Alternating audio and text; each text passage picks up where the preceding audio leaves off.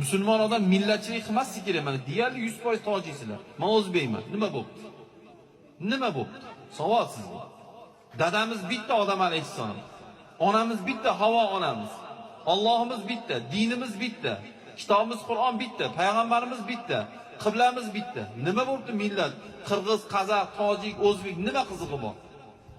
Millatchilik qiladiganlar bo'lsa, mabodo. Millatchilik harom.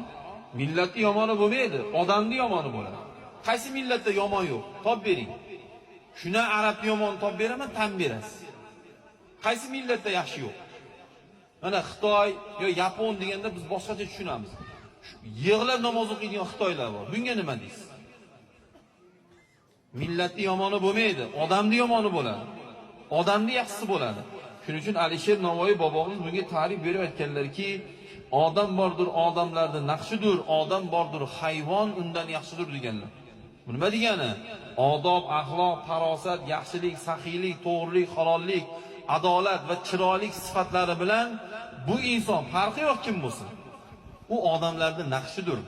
Lekin odam bordir, hayvon undan yaxshidir deydi. Hayvon demayaptilar, hayvon undan yaxshi.